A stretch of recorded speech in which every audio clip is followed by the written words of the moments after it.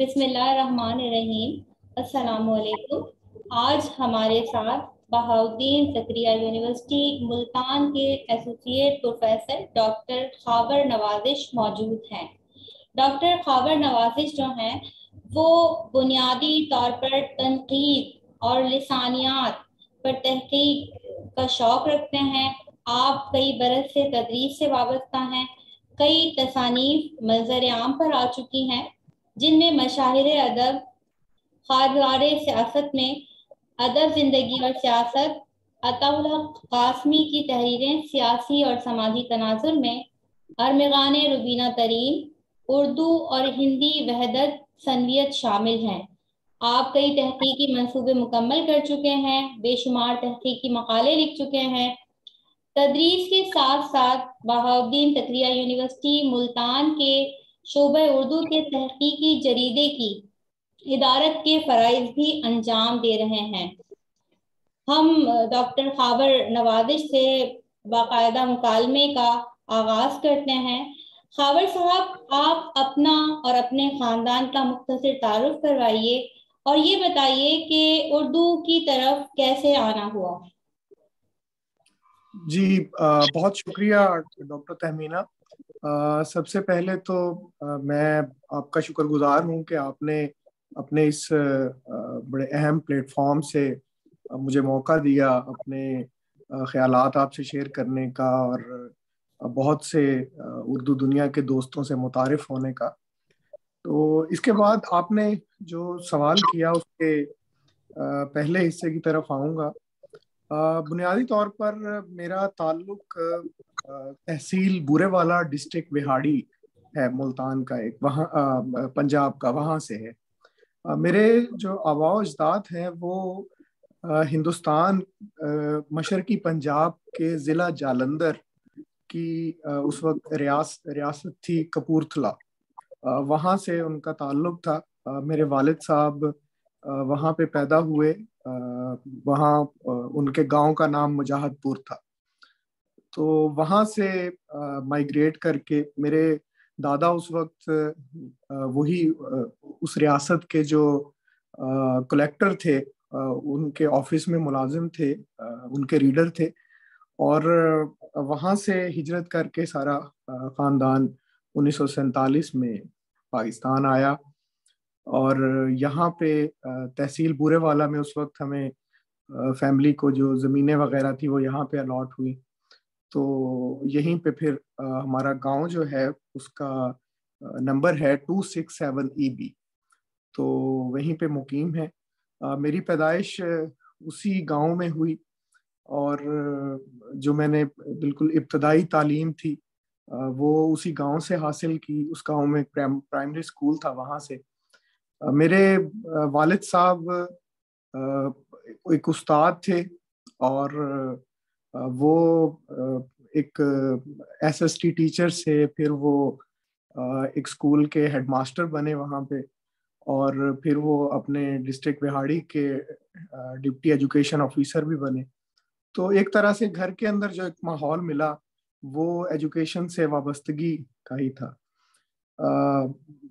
میری والدہ کا تعلق ضلع رحیم یار خان سے ہے، اور والد صاحب اب ریٹائرڈ ہیں، اور والدہ میری کوئی بہت زیادہ پڑھی لکھی نہیں تھی، لیکن چونکہ گھر میں ایک والد صاحب کی وجہ سے ماحول تھا ایک تعلیم سے وابستگی کا، مجھے اچھی طرح یاد ہے کہ بچپن سے ہی ان کی ہم کتابیں میں خود دیکھتا ہوتا تھا بڑے شوق سے، ان میں سے بہت سی چیزیں ان سے پوچھتا بھی ہوتا تھا۔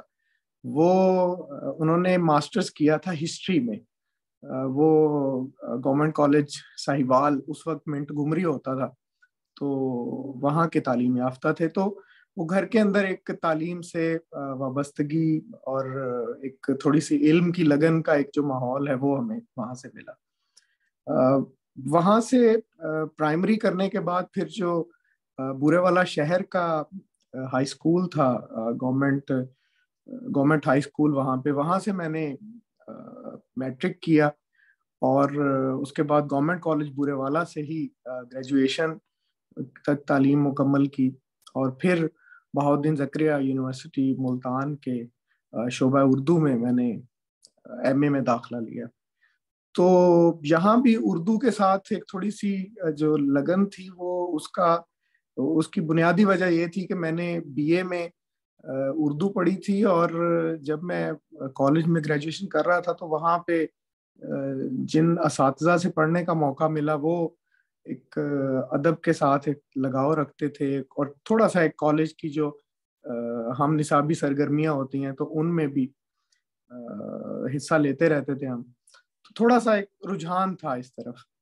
और फिर 2007 में मैंने यहाँ से बहाउद्दीन ज़करिया यूनिवर्सिटी मुल्तान से एमए किया। लकीली मैं ये समझता हूँ खुशकिस्मती थी हमारी कि हम सब के इस वक्त भी शोबे में जितने हमारे असातिज़ा यहाँ पढ़ा रहे हैं उन सब के भी उस्ताद प्रोफेसर डॉक्टर अनवार अहमद साहब, वो उस वक्त अभी रिटायर नहीं हुए थे। मतलब हमने जब एमए मुकम्मल किया तो वो उनकी रिटायरमेंट का साल था, तो हमने उनसे पढ़ा, क्लासरूम में बैठ के हमने उनसे पढ़ा। और डॉक्टर साहब से जो लोग वाकिफ हैं, उनके जो शागिर्द हैं, वो सब जानते हैं कि वो किस तरह अपने तलबा के अंदर एक अदब से वाबस्तगी और एक लगाव वो पैदा करते हैं मुख्तलिफ तरीकों से। तो एमए में वो मजीद एक जुड़त बन गई उस सब्जेक्ट के साथ। फिर मैंने एमफिल भी वहाँ से किया, बहाउद्दीन ज़करिया यूनिवर्सिटी मुल्तान से। एमए में मैंने मकाला लिखा था एक, उस वक्त अताउल हक कासमी की अदबी खिदमात पर। वो बाद में मेरी किताब भी फिर छपी, मैंने उसको अपडेट किया, अताउल हक कासमी की तहरीरें सियासी और समाजी तनाज़ुर। तो उस मकाले के निगरान डॉक्टर अनवार साहब थे। फिर जब मैंने एमफिल किया तो एमफिल में मुझे मौजू डॉक्टर साहब ने ही दिया, मशाहिर अदब खारजार सियासत में के नाम से जो मेरी किताब छपी, वो एमफिल का मकाला था। और उसमें ये था कि जो मकाला था, मकाले का उन्वान था कि मशाहिर अदब का अमली सियासत में मुकाम। तो एक रिसर्च क्वेश्चन जो उन्होंने मुझे दिया था वो ये था कि हमारे बहुत से उदबा शुरा वो अपनी फिक्री हवाले से तो उन्होंने सियासत, जो भी असरी सियासत थी उनकी, उस पर बहुत से उनके असरात हैं और उन्होंने उसमें कंट्रीब्यूट किया। लेकिन कुछ ऐसे भी अदीब हैं जो अमली मैदान में भी आए सियासत में। तो वो जब अमली मैदान में आए तो फिर उन्होंने कैसा परफॉर्म किया, कैसा कंट्रीब्यूट किया, उनको जिस तरह से फिक्री हवाले से उनके काम की वजह से एक्सेप्टेंस मिली, तो क्या इसी तरह से उनको अमली सियासत में आके भी मिली या नहीं। तो जो दो तीन बड़े नाम मेरे सामने थे उनमें अल्लामा इकबाल और फैज अहमद फैज और हबीब जालिब थे। तो उस पे मैंने काम शुरू किया। तो खैर डॉक्टर साहब उस वक्त रिटायर हो चुके थे, लेकिन उनसे हम रहनुमाई लेते रहे। लेकिन मेरी मकाले की निगरान प्रोफेसर डॉक्टर रुबीना तरीन थी, जो उस वक्त चेयरपर्सन थी शोबा उर्दू की। और उसके बाद वो मकाला मुकम्मल हुआ। फिर मैंने साथ ही पीएचडी भी वहीं से स्टार्ट की। और पीएचडी में फिर प्रोफेसर डॉक्टर रुबीना तरीन के साथ डॉक्टर अनवार साहब को भी मैंने अपने निगरान के तौर पे, ऑल्दो वो रिटायर हो चुके थे, लेकिन मैंने खुद एप्लीकेशन दे के, दरख्वास्त करके, तो उनको साथ निगरान दिया।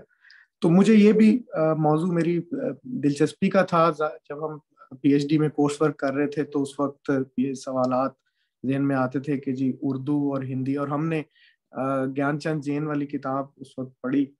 तो ये सवाल आया कि भाई ये क्या एक ही ज़बान है, ये दो ज़बानें हैं, और इनमें अगर कोई इश्तराकात हैं तो किस सतह के हैं, इनमें कोई इख्तलाफात है तो किस सतह के। तो बहरहाल उस मौजू पे फिर पीएचडी शुरू की और वो वहीं से मुकम्मल की मैंने। बाकी चीज़ों का तारुफ आपने करवाया। वो जाहिर है कि लिखने पढ़ने से जो भी मुंसलिक होता है आदमी, वो काम तो करता रहता है, कोई ना कोई तहकीक का, तनकीद का, बाकी चीज़ें। बाकी जहाँ तक मुलाजमत का मामला है तो मैं लेक्चरर सिलेक्ट हुआ था पंजाब पब्लिक सर्विस कमीशन के ज़रिए 2009 में। तो मेरी जो पहली ज्वाइनिंग थी वो गवर्नमेंट कॉलेज खानेवाल میں تھی، اور وہاں پہ اس وقت لکیلی ایم اے اردو کی کلاسیں بھی تھیں. تو وہ چونکہ میں نے ابھی تازہ ایم اے کیا تھا، 2007-8 میں مکمل ہوا تھا، تو مجھے پھر وہاں کے جو صدر شعبہ تھے انہوں نے کہا جی آپ ایم اے کو ہی پڑھانا شروع کریں، آپ یہیں سے شروع کریں. تو وہاں سے پھر میں نے ایم اے کو ہی پڑھانا شروع کیا. اس کالج میں نے 5 سال پڑھایا. اس کے بعد کوئی 2-1 سال کے لیے میرا ٹرانسفر فیصل آباد ہوا، تو گورنمنٹ مسلم ڈگری کالج تھا وہاں پہ، تو وہاں میں نے 2 سال پڑھایا. 2016 میں نے بہاؤالدین زکریا یونیورسٹی جوائن کی، لیکچرر کے طور پر آیا تھا. پھر 2016 میں جب پی ایچ ڈی مکمل ہوئی دسمبر میں، تو اس کے اگلے سال پھر اسسٹنٹ پروفیسر ہو گیا، اور ابھی اسی سال جنوری میں نے ایسوسیٹ پروفیسر کے طور پہ جوائن کیا. اس سارے لمبے سفر میں بہت سی چیزیں ہیں، بہت سی باتیں آپ سے ہوں گی. صرف ایک چیز جس کو میں جب بھی اپنے طلباء کو بھی تعارف کرواتا ہوں تو ایک طرح سے ایک موٹیویشن دینے کے لیے بھی ان کو بتاتا ہوں کہ جس کو میں سمجھتا ہوں کہ اعزاز ہے، کتابیں بھی ہیں اور بھی بہت سی چیزیں ہیں. لیکن 2016 میں Higher Education Commission of Pakistan میں مجھے the best young research scholar کا ایوارڈ دیا تھا، اور وہ اس وقت پورے پاکستان میں جو لینگویجز کا ہمارا ڈسپلن ہے اس کے لیے وہ ایک ہی ایوارڈ تھا. تو وہ میرے کام پہ مجھے ملا. تو باقی چیزیں آپ کے سامنے ہیں، کتابیں وقتاً فوقتاً جو چھپتی ہیں. تو یہ ایک پورا سفر ہے جو فیملی اور پھر میری اپنی تعلیم اور ملازمت اور اب تک آپ کے سامنے ہے. آپ نے اتنی کم عمری میں اتنا سفر طے کیا، اور ماشاءاللہ سے آج آپ بہت اچھے مقام پہ ہیں، اور آپ کو اتنے اچھے اور اعلیٰ مقام پہ دیکھ کے ہمیں بڑی خوشی ہوتی ہے. آپ سے ایک سوال یہ ہے کہ کیا آپ نے بچپن میں ہی یہ فیصلہ کر لیا تھا کہ آپ بڑے ہو کر معلم بنیں گے، تدریس سے وابستہ ہوں گے؟ ڈاکٹر صاحبہ، ہم جس طرح کی فیملیز میں ہم پروان چڑھتے ہیں، ہماری پرورش ہوتی ہے، تو شروع میں بہت کم میرا خیال ہے کہ کوئی ایک خاص میدان کی طرف بچے کو لگایا جاتا ہے یا کیسے. تو ہم بھی جو ایک رسمی تعلیم تھی وہ حاصل کر رہے تھے، اور وہ سلسلہ سارا چل رہا تھا. کوئی ایسا طے نہیں کیا تھا کہ کس طرف جانا ہے، کیا ہوگا. لیکن وہ کیا کہتے ہیں کہ جب میٹرک کے بعد آپ ایف ایس سی کر رہے ہوتے ہیں تو اس وقت ہر ماں باپ کی خواہش ہوتی ہے کہ یا میرا بیٹا انجینئر بنے گا یا ڈاکٹر بنے گا. تو ہمارے بھی مطلب پیرنٹس کی ایسی ہی کوئی خواہش تھی. یا پھر جو میرے تایا تھے یا چچا تھے، وہ ظاہر ہے کہ ایک دیہاتی بیک گراؤنڈ اور زمین سے وابستہ لوگ تھے، ذمہ دار تھے.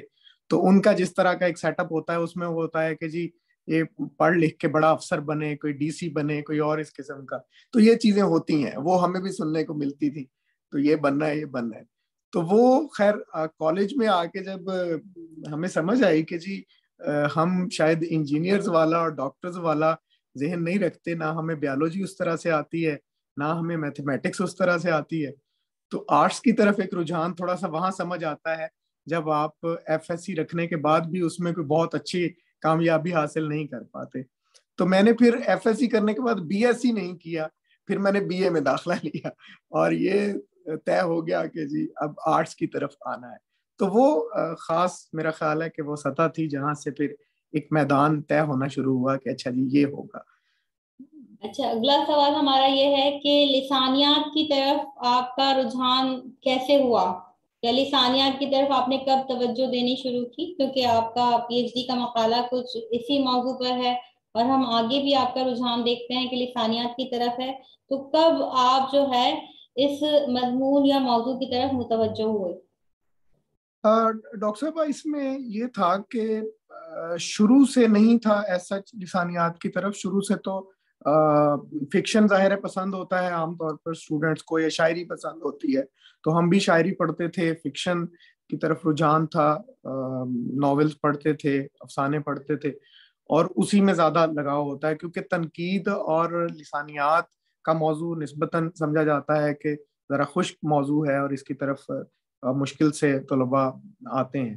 لیکن جب ایم فل کرنے کے بعد پی ایچ ڈی میں ایڈمیشن لیا، تو پی ایچ ڈی میں کورس ورک میں کر رہا تھا، تو اسی وقت یہ کچھ چیزیں ہمارا ایک پورا پیپر ہوتا ہے لسانیات پر، تو وہ پڑھتے ہوئے اور کچھ تاریخ کی کتابیں پڑھتے ہوئے سمجھ یہ آیا کہ اگر آپ نے تہذیب کو سمجھنا ہے، اگر آپ نے کسی بھی تہذیب کا مطالعہ کرنا ہے، اگر آپ نے صرف تہذیب نہیں بلکہ کسی خطے کی پوری تاریخ کو سمجھنا ہے، تو وہ شاید زبان کے بغیر آپ نہیں سمجھ سکتے. زبان کا مطالعہ جب تک آپ اس طرف نہیں آتے اس وقت، کیونکہ صرف زبان پڑھتے ہوئے آپ زبان نہیں سمجھ رہے ہوتے.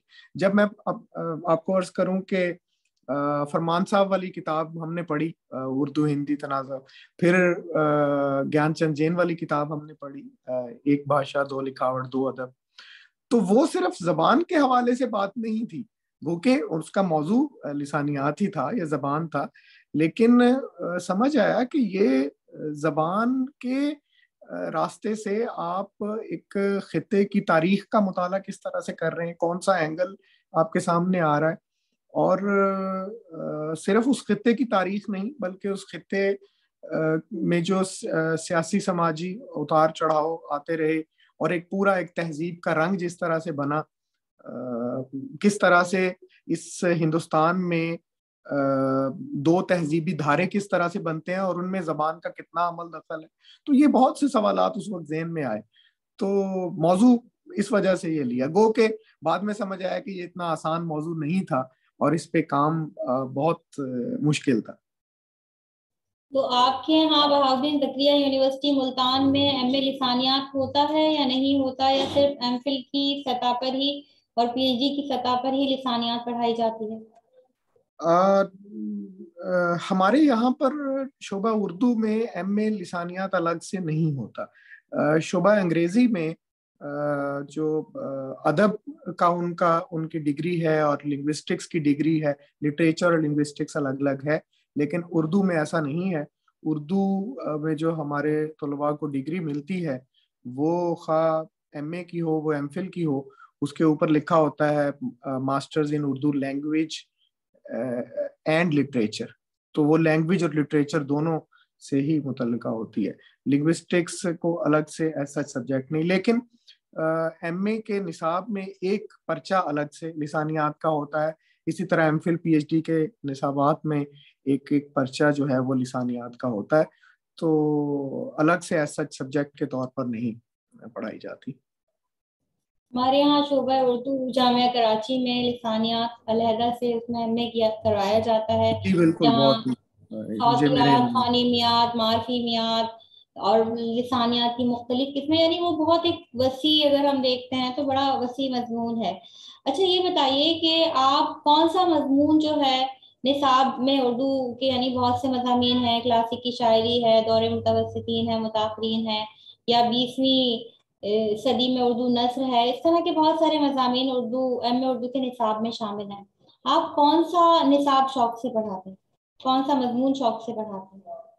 ڈاکٹر صاحبہ، مجھے ذاتی طور پر جو مضمون پورے ایم اے کے نصاب میں سب سے زیادہ پسند ہے وہ تاریخ زبان و ادب کا ہے، ٹھیک ہے.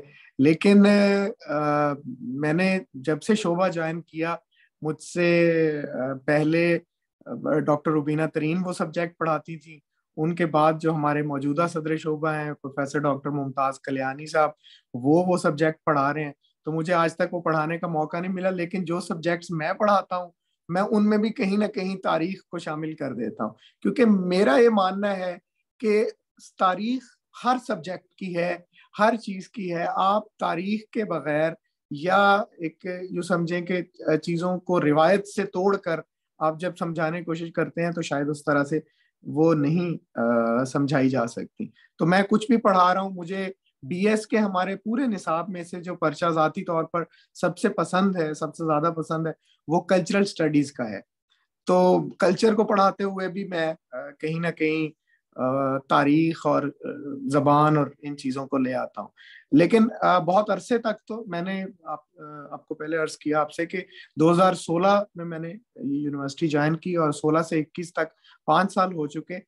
5 سال میں اب اس سال پہلی دفعہ مجھے میرے جو ایکسپرٹیز کا، یا یوں سمجھ لیں کہ جس میں میری تحقیق ہے، لسانیات، وہ پرچہ بھی مجھے پہلی دفعہ پڑھانے کو دیا گیا ہے. تو آپ کو پتہ ہے ہماری یونیورسٹیوں میں عام طور پر جو چیزوں کی حوالے سے ایڈمنسٹریٹو معاملات ہوتے ہیں وہ مختلف ہوتے ہیں, ذرا ضروری نہیں ہوتا, لیکن ہونا بہرحال اسی طرح سے چاہیے. تحقیق کا جس کا میدان ہے, مثلا ہمارے یہاں ہمارے ایک کولیگ ہیں, وہ اقبالیات میں ان کا کام ہے, تو وہ اقبال اسٹڈیز کا پرچہ پڑھاتے ہیں, اور اچھی بات بھی یہ ہے کہ انہی سے ہی پڑھانا چاہیے. گو کہ آپ کسی بھی استاد کو دیں وہ پڑھا سکتا ہے, لیکن میرا یہ خیال ہے, میرا ماننا ہے کہ جس کا جو میدان ہو اس کو وہی دینا چاہیے. تو ابھی خیر پچھلے کوئی 1 سال سے, پچھلے 2 سیمیسٹر سے میں جو اردو زبان کے حوالے سے پرچہ ہے BS کا بالکل بنیادی پرچہ وہ بھی پڑھا رہا ہوں, اور جو لسانیات کا پرچہ ہے MA کی سطح پر یا MPhil کی سطح پر, تو وہ بھی میں پڑھا رہا ہوں اب. اچھا یہ بتائیے کہ ظاہر سی بات ہے تدریس سے آپ ایک طویل عرصے سے وابستہ ہیں, کبھی کوئی ناقابل فراموش واقعہ پیش آیا؟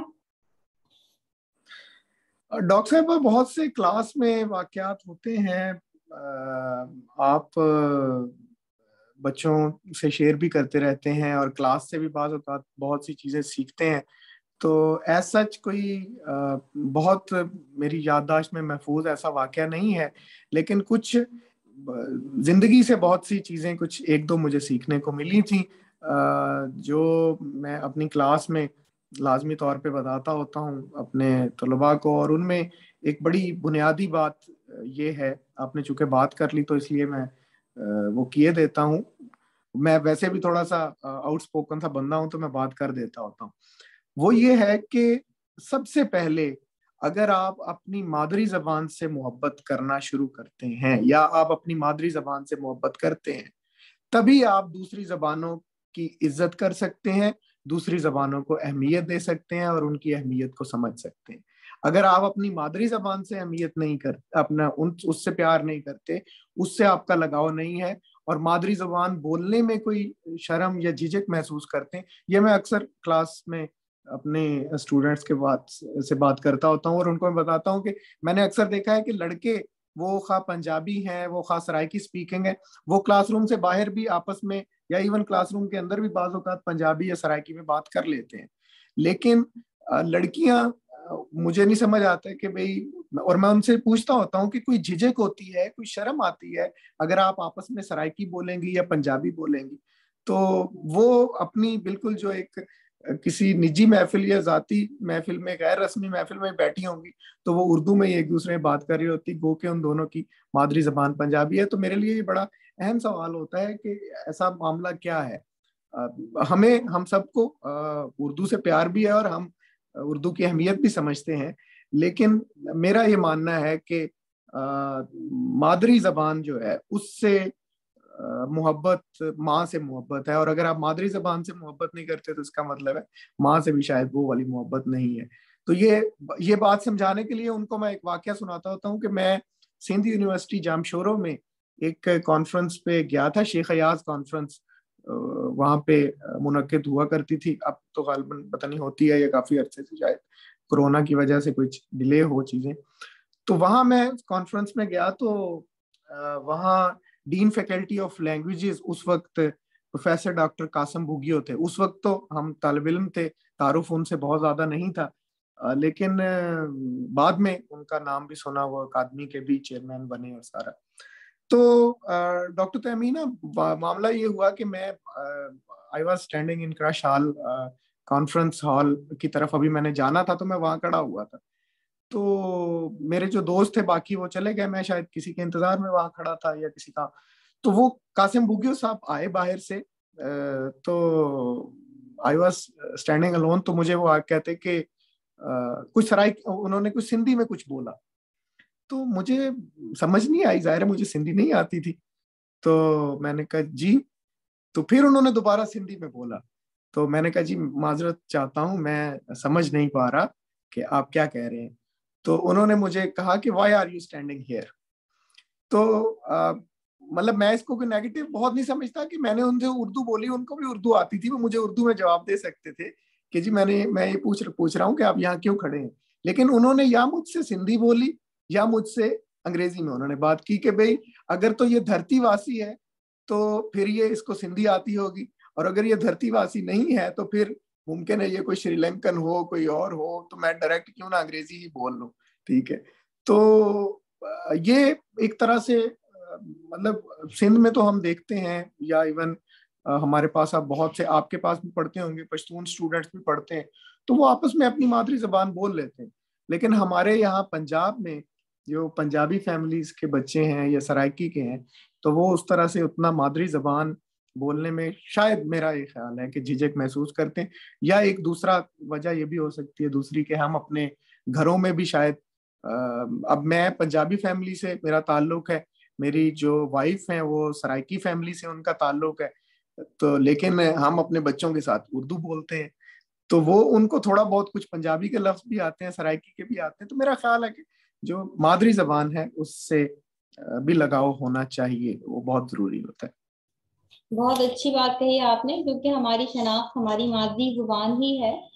اور میں ایک چیز اور جاننا چاہتی ہوں آپ کے حوالے سے کہ کیا آپ تحقیق میں تو بہت کچھ کر چکے ہیں, اور ہمارے سامنے آپ کی کتابیں بھی ہیں اور آپ کے مقالے بھی ہیں اور بہت ساری چیزیں ہیں. تخلیق کے حوالے سے جاننا چاہتی ہوں کہ کبھی کسی صنف نظم یا نثر میں طبع آزمائی کی آپ نے؟ جی, مجھے یاد پڑتا ہے کہ میں نے جب ابھی میں اسٹوڈنٹ تھا, ایم اے میں پڑھتا تھا یا شاید ایم فل میں, تو اس وقت کچھ ایسے غزل کے کوئی شعر کہنے کی کوشش کرتے تھے ہم, یا نظمیں بھی کچھ کہنے کی کوشش کی. پھر اس وقت مختلف ایسے جن کو آپ کہہ لیں فقاہی قسم کے کالم بھی لکھے مختلف اخبارات میں. لیکن وہ سمجھ یہ آئی کہ شاید تخلیق میدان نہیں ہے, اس کے لیے آپ کو مطلب کچھ اندر سے کوئی چیز ہوتی ہے شاید, وہ شاید نوجوانی میں یا زمانہ طالب علمی میں اندر سے ہی کچھ ہوتا تھا, تو پھر بندہ کچھ شعر بھی کہنے کی کوشش کرتا ہے یا کچھ تخلیق کی طرف بھی جانے کی کوشش کرتا ہے. اس کے بعد پریکٹیکل لائف میں آ گئے تو وہ پھر کوئی ایسے تخلیق کا کوئی سلسلہ بنا نہیں, یا سمجھ نہیں آیا کہ بھی ہم کوئی تخلیق بھی کر سکتے ہیں, تو شروع سے ہی تنقید کی طرف.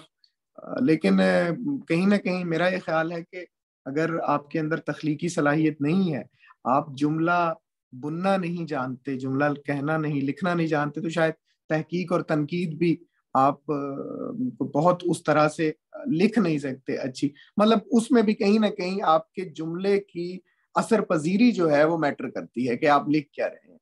تو صرف آپ کی کھوج کافی نہیں ہوتی, آپ نے اس کھوج کو جو قارئین تک پہنچانا ہے, یا آپ کی صرف تنقیدی نظر کافی نہیں ہوتی, جو قارئین تک پہنچانا ہے وہ آپ کے اس جملے نے پہنچانا ہے. تو بس جتنی ایک تخلیقیت ہمارے اندر ہوگی وہ اسی جملے میں کہیں آ جاتی ہے. بے شک تحقیق جو ہے وہ تخلیق کے بغیر ناممکن ہے, کیونکہ تحقیق میں بھی جملوں کی بناوٹ بڑی اہمیت رکھتی ہے. ہمارے ساتھ اس وقت ہمارے ایم فل کی ریسرچ اسکالر ارم فروخ موجود ہیں. میں ارم فروخ سے کہوں گی کہ اگر وہ ڈاکٹر خاور نوازش سے کوئی سوال کرنا چاہتی ہیں تو اپنا کیمرہ اور مائک آن کر دیں اور وہ سوال پوچھ سکتی ہیں. بہت بہت شکریہ میڈم تہمینہ صاحبہ. اور میں سب سے پہلے تو بہت زیادہ خوشی محسوس کر رہی ہوں کہ میں ڈاکٹر خاور نوازش جیسے اسکالر سے اس ٹائم آن لائن گفتگو کر رہی ہوں. بہت بہت شکریہ سر آپ کا جوائن کرنے کا. میں آپ سے سوال کرنا چاہوں گی کہ آپ جو ہے 2015-16 کے بہترین محقق کا اعزاز حاصل کر چکے. یہ تو بہت فخر کی بات ہے. تو میں بھی ایک جیسا کہ ایک اسٹوڈنٹ ہوں ایم فل کی, تو میں آپ سے جاننا چاہوں گی کہ ایک بہترین محقق بننے کے لیے ایک طالب علم میں کون سے اوصاف ہونے چاہیے؟ اچھا, اس میں آپ نے بہت اچھا سوال کیا. ہم عام طور پر جو بہترین نقاد یا بہترین محقق کے اوصاف پڑھاتے ہیں اپنے اسٹوڈنٹس کو, وہ یقیناً آپ نے بھی ایم فل کی سطح پہ کورس پڑھتے ہوئے آپ نے بھی پڑھے ہوں گے. مطلب اس کو جی ایماندار ہونا چاہیے, اس کی تنقیدی نظر ہونی چاہیے, اس میں بہت سی اور اس قسم کی چیزیں ہوتی. لیکن میرا یہ خیال ہے کہ وہ تخلیق کی طرح ہی تنقید اور تحقیق بھی کہیں اندر سے ہی ہوتی ہے. اگر کسی کا بھی کوئی جملہ پڑھنے یا سننے کے بعد آپ اس پر فوراً یقین کر لیں اور فوراً ایمان لے آنے والے ایک مزاج رکھتے ہیں تو پھر شاید آپ کوئی بہت بڑے محقق یا نقاد نہیں بن سکتے اور آپ اس طرف شاید نہیں جا سکتے. تو تنقید اور تحقیق کے لیے سب سے پہلی بات یہ ہے کہ آپ نے جو بھی سنا اور جو بھی پڑھا اگر تو شک کی نگاہ سے اس کو دیکھ سکتے ہیں، اور اگر آپ سمجھتے ہیں کہ یہ تصویر کا ایک رخ ہے، ایک اس کا دوسرا رخ بھی کہیں نہ کہیں ہو سکتا ہے، تو اگر یہ چیز کسی جگہ ہے تو پھر وہ آپ کو خود بخود لے آئے گی اس کھوج کی طرف، اس تحقیق کی طرف کہ اس کی تصویر کا دوسرا رخ کیا ہے. خواہ وہ دوسرا رخ زیادہ بھدا ہو، وہ اچھا نہ ہو، مطلب ہمارا معاملہ کیا ہے، ہمارا مسئلہ کیا ہوتا ہے کہ ہم رک جاتے ہیں کہ شاید بس جو ہمیں مل گیا ہے، جو ہمارے سامنے ہے، بس یہ کافی ہے. ٹھیک ہے، شاید ہم جس چیز کی تلاش میں نکلیں وہ اتنی تشفی بخش نہ ہو، وہ ہمیں بہت زیادہ مسرت انگیز ہمارے لیے نہ ہو. لیکن نہ ہو بھئی، نہیں ہوتی تو نہ ہو، لیکن کوئی نہ کوئی یہ سوال ذہن میں لانا، یہ محسوس کرنا کہ تصویر کا ایک دوسرا رخ بھی ہو سکتا ہے، یہ وہ چیز ہے جو آپ کو تحقیق کی طرف لے کے آتی ہے اور اچھی تحقیق آپ سے کروا سکتی ہے. مجھے یاد پڑتا ہے کہ میں جب پی ایچ ڈی کا مقالہ لکھ رہا تھا اس وقت سمجھ آئی کہ ایک بات جو بھی پڑھ رہے ہیں کسی بھی جگہ پہ، مثلاً اگر آپ نے کتاب میں تو آپ پڑھ ہی رہے ہوتے ہیں، ایون آپ نے گوگل آپ اس کو کر رہے ہیں، آپ نے ایک ٹاپک لکھا، اس پہ آپ نے کچھ سرچ کیا، اچھا اس ٹاپک کو پڑھتے ہوئے ہی آپ کو بیچ میں کچھ اور چیز نظر آئی، آپ اس کو سرچ کرنے نکل پڑے، اس کی تحقیق میں لگ پڑے. اور میرے ساتھ یہ ایک دفعہ نہیں، میرے ساتھ یہ بارہا ہوتا تھا کہ جی میں نے بالفرض اردو کے آغاز کے بارے میں کوئی چیز پڑھ رہا ہوں، اچھا جی ایک نظریہ، ایک بات سامنے آئی کہ جی حافظ محمود شیرانی نے یہ کہا ہے، تو بجائے اس کے کہ میں وہ جو اس نے کہا ہے پہلے وہ پڑھ لوں، پہلا سوال میرے ذہن میں یہ آتا تھا کہ بھئی ہو از حافظ محمود شیرانی، یہ کون ہے، کون صاحب ہے. پہلے تو مطلب ان کی اگر بات کو پڑھنا ہے اور اس پہ 1 گھنٹہ لگانا ہے کہ انہوں نے کیا کہا ہے، تو پہلے یہ بندہ کون ہے اس کے بارے میں تو پتا ہو، ان کے بارے میں پڑھنے لگ، چیزیں تلاش کی کچھ اور. اچھا پھر بعض اوقات ان کی چیزیں پڑھتے ہوئے کہ اچھا یہ چیز انہوں نے کیا کہی ہوگی، وہ اس کی تلاش میں وہ پڑھنا شروع کر دیا. اور میرے ساتھ یہ بہت ہوا، اور پھر مجھے سمجھ آئی کہ جی یہ کوئی یہاں پہ کچھ ہوتا ہے جو آپ کو مزید سرچ کرنے کی طرف لے کے جاتا ہے. وہ جو اصل بات پڑھنی ہوتی تھی، جو اصل چیز نظریہ پڑھنا ہوتا تھا، جس کو کوٹ کرنا ہے، جس کا ریفرنس دینا ہے، وہ کہیں پیچھے چلا گیا اور پورا دن ہی گزر گیا، پوری رات ہی گزر گئی، تو وہی اس میں آگے سے آگے چیزیں سرچ کرتے رہے. تو یہ ایک شاید میرا خیال ہے کہ مزاج سے متعلق چیز ہے، اگر تو ہے تو پھر آپ اس طرف آ جائیں گے، اگر نہیں ہے تو پھر ظاہر ہے کہ آپ زبردستی محقق نہیں بن سکتے. بہت بہت شکریہ ڈاکٹر صاحب. جی ڈاکٹر خاور نوازش، آج آپ سے جو گفتگو ہوئی ماشاءاللہ بہت اچھی یہ ملاقات رہی، آپ ہمارے کہنے پہ اس وزن میں آئے، تو اس حوالے سے ہم آپ کے بہت ممنون ہیں کہ آپ نے زوم میٹنگ میں ہمیں جوائن کیا، ہمیں وقت دیا اور اتنی تفصیلی گفتگو کی.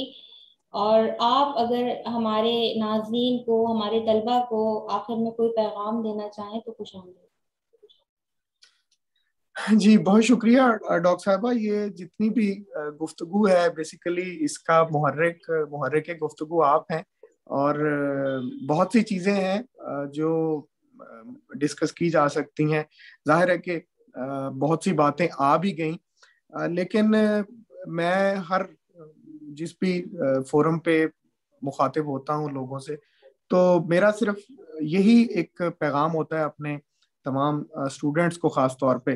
باقی میں سمجھتا ہوں کہ ابھی شاید عمر اور علم دونوں کی اس سطح پر نہیں ہوں کہ جس پہ میں کوئی بہت علمی پیغام دے سکوں، لیکن میں اپنے جو میرا اپنا تجربہ ہے زندگی کا، یا تدریسی تجربہ ہے، تحقیقی تجربہ، اس کی روشنی میں صرف یہ کہتا ہوتا ہوں کہ کوئی بھی آپ سے جو بات کہہ رہا ہے وہ مذہب سے متعلق ہے، تاریخ سے متعلق ہے، زبان سے متعلق ہے، وہ معاش سے متعلق ہے، وہ زندگی گزارنے سے متعلق ہے، وہ داخل کے معاملات سے متعلق ہے، خارج کے معاملات، किसी भी मुतल्लिक आपसे कोई भी बात कह रहा है, एक लम्हे के लिए उसकी बात पर शक जरूर करें। यही एक पैगाम मैं देता हूं। और ये अगर आप नहीं करते तो फिर आप फॉलोअर हैं बस।